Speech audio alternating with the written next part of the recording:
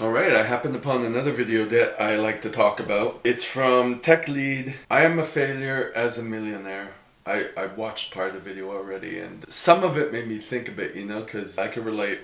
Here we go. I am a failure. Wow, that was hard. Let me say that again. I have failed at my life.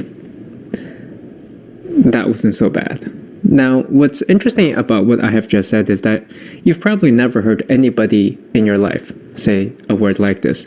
In fact, we spend a lot of effort, time, and energy in order to prove ourselves, prove our worth to other people.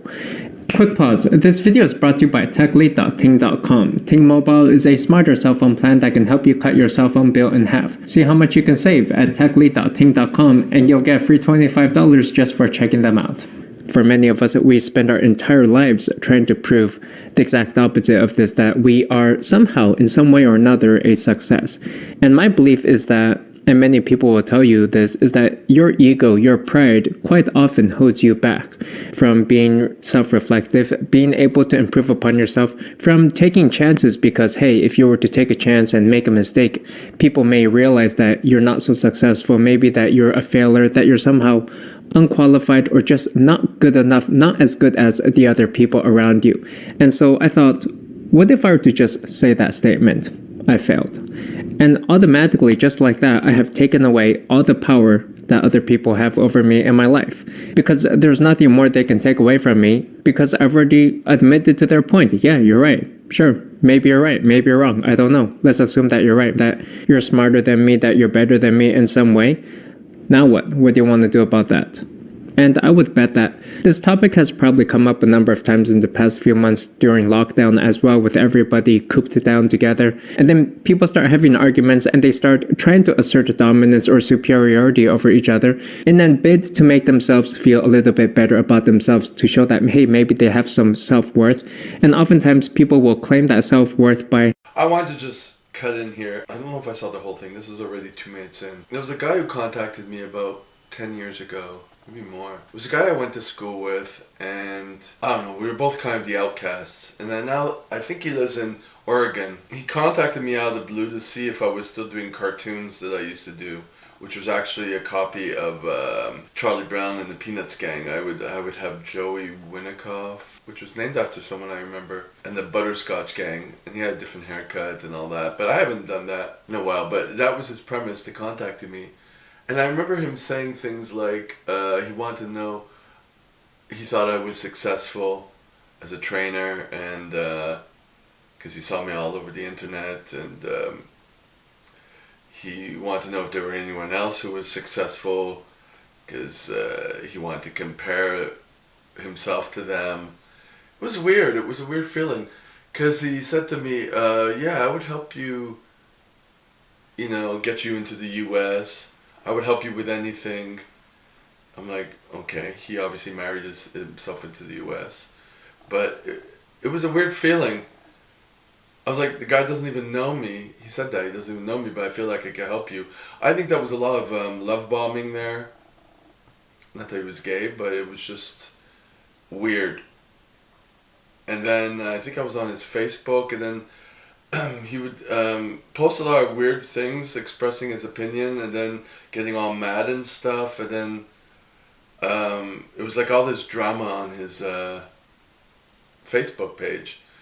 And I remember him telling me also that he was like, something about it, that he lost his hair and it was bothering him. He was talking about that, and then he's gained weight and yada yada yada, all that stuff. And eventually he removed me from Facebook. Because we were never talking after that. It was a weird situation. Looking back at it now, it's like he was comparing his success to everyone else in his class, which was weird. And obviously he was looking to me for a source of validation. And it was like, I don't even know you. You know what I mean? That's why this video here kind of touched me a bit. So let's see what the rest of this has to say. I wanted to just cut in here. I don't know if I saw the whole thing. This is already 2 minutes in. There was a guy who contacted me about 10 years ago. maybe more. It was a guy I went to school with, and I don't know, we were both kind of the outcasts. And then now, I think he lives in Oregon. He contacted me out of the blue to see if I was still doing cartoons that I used to do, which was actually a copy of Charlie Brown and the Peanuts Gang. I would have Joey Winnikoff, which was named after someone I remember, and the Butterscotch Gang, and he had a different haircut and all that. But I haven't done that in a while. But that was his premise to contact me, and I remember him saying things like, wanted to know, he thought I was successful as a trainer, and because he saw me all over the internet, and he wanted to know if there were anyone else who was successful, because he wanted to compare himself to them. It was weird. It was a weird feeling, because he said to me, yeah, I would help you, get you into the US. I would help you with anything. I'm like, okay, he obviously married himself into the US. It was a weird feeling. I was like, the guy doesn't even know me. He said that, he doesn't even know me, but I feel like I can help you. I think that was a lot of love bombing there. Not that he was gay, but it was just weird. And then I think I was on his Facebook, and then he would post a lot of weird things expressing his opinion, and then getting all mad and stuff. And then it was like all this drama on his Facebook page. And I remember him telling me also that he was like, something about it. He lost his hair, and it was bothering him. He was talking about that, and then he's gained weight, and yada all that stuff. And eventually he removed me from Facebook, because we were never talking after that. It was a weird situation. Looking back at it now, it's like he was comparing his success to everyone else in his class, which was weird. Obviously he was looking to me for a source of validation, and it was like, I don't even know you. That's why this video here kind of touched me a bit. Let's see what the rest of this has to say. Proving somebody else wrong in an argument, and sometimes that can be a very heated argument. And if you're to take a look at social media, we're bragging about our lives, posting all of the highlights about our lives on Instagram, Facebook, Twitter, YouTube, all these social media sites. And the whole point of all of this, isn't it just to make sure that you're better than everybody else, to show people that you're doing good, you're doing well? Why is it that nobody posts the lowlights in their lives? And so, I wanted to remind you guys that, well, you should see this channel. If you scroll down, you'll see a lot of my bad things happening. Now, it's only now that I'm kind of changing it, just to do different things. Gotten really sick of just making a diary of all my negative stuff, so I wanted to change it up. That maybe all of us are losers, right? Maybe we have all failed in life. In fact, quite often we pick and choose the people who we compare ourselves to. Like, we'll compare ourselves against a classmate, a family member, a relative, a coworker, and we'll pick and choose the people who we know are not going to be as good as us, or who may be close, and then we can try to assert dominance over them. But why don't you compare yourself to somebody like Warren Buffett, Bill Gates, Elon Musk, myself, or Jeff Bezos?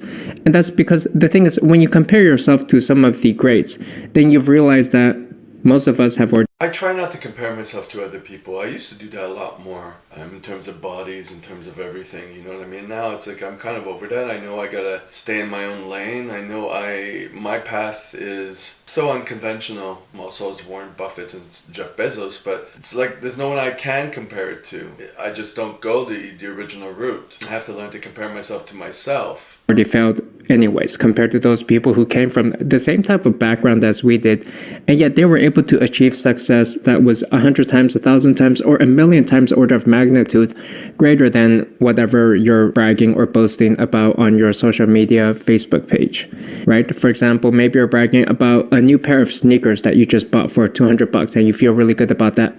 Well, for Warren Buffett, that's trash, total trash sneakers, right? He wouldn't even wear sneakers worth anything less than, say, $5,000 maybe. And the same really goes for arguments that you may encounter in day-to-day lives as well, when you're criticizing somebody for being lazy, not working hard enough, not being smart enough, not rich enough, or not having the proper manners.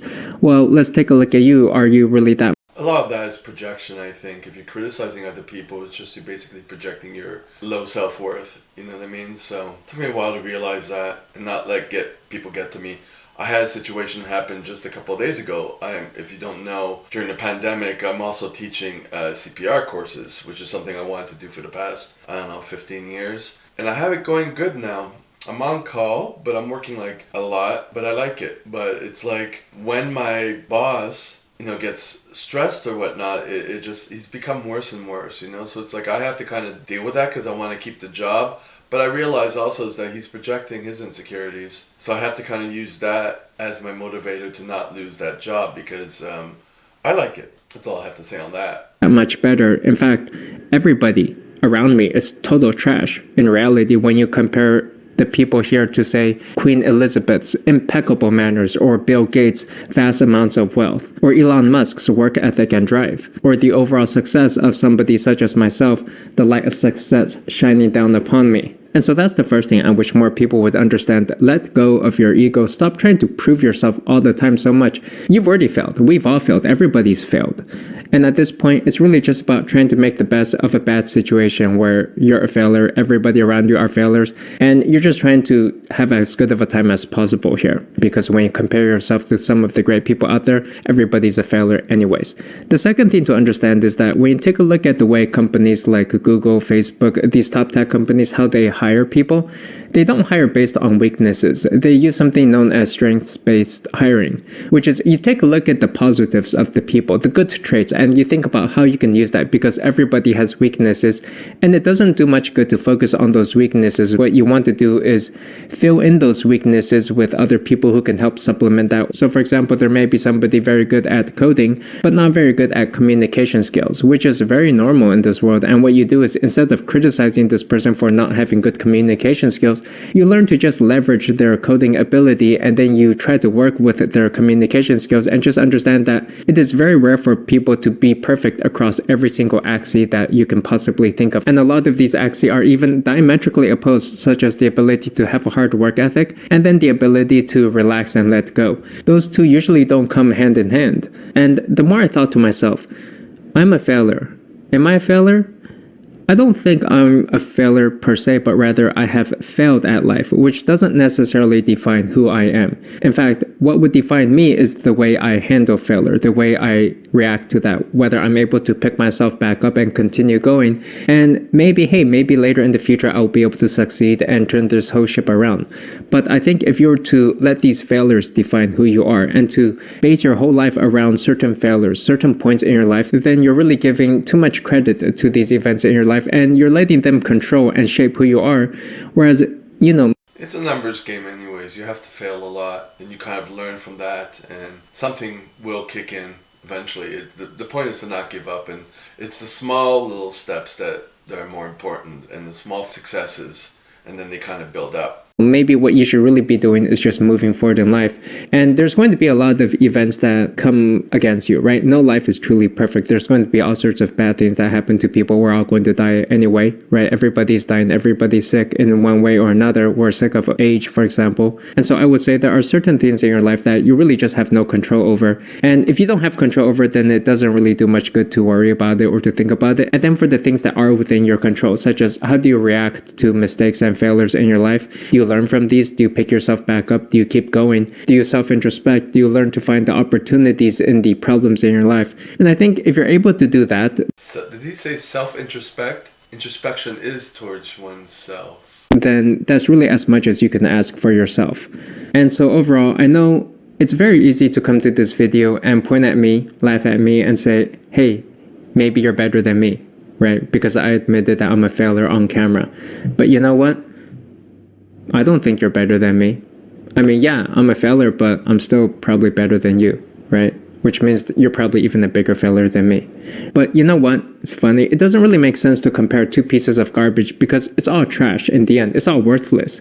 And so my suggestion for you today is to consider letting go some of the pride, the ego that you have, where you hold yourself in such high regard compared to everybody else around you, where most of us, we think that we're better than the other people we see in our day-to-day lives. We think that we're the hero, the main character, the good guys in our own little movies in our heads. And there's even a statistic that most people think they're better drivers than half of the population when everybody thinks that statistic cannot possibly be true.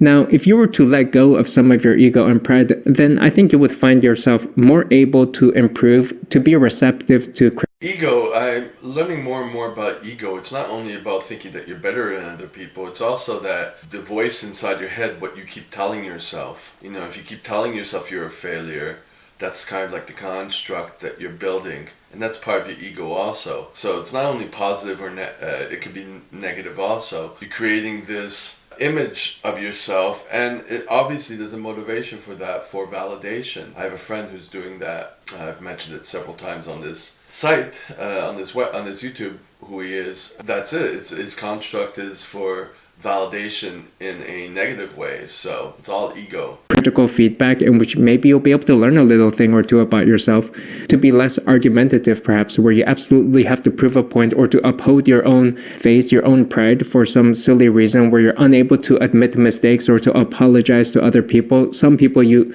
never see them say sorry, ever. And I think so many of us don't even try some of the ideas and ventures that we have in our heads because we fear public humiliation and the chance that we might fail. Whereas in reality, failure may be the quickest path to success. And one more thing, I think that it is only the truly successful people out there who will actually be able to tell you and admit to you that they are a failure. They'll be able to admit their mistakes, point to their own shortcomings, because they don't fear that. They've got nothing to fear. They know who they are and they have the confidence behind that. And it's only the people who are somehow insecure, who have low self-esteem, or who have some sort of imposter syndrome, who you'll hear clamoring and arguing and pushing their point so hard that they're not a failure, that they're somehow right in one way or another. And so that's how you know that I am a success. And do you know what else is a success? Ting Mobile, that's what. See, if you're locked in to some expensive cell phone plan that's overbilling you every month, then you'll want to check out Ting Mobile, a low-cost, no-contract cell phone plan. I would used to spend $50 to $80 per month just on my cell phone service, thinking there was no other way to get a mobile plan, when in reality there are more modern, smarter ways to get low-cost mobile service. And so cutting your cell phone plan in half has never been easier with Ting Mobile's new plans. Get talk and text for just $10 a month, data plans at just $15 a month, and unlimited for $45 a month. Compare that to your cell phone plans. So make yourself successful today. Check them out over at techly.ting.com and you get a free $25 just for trying them out.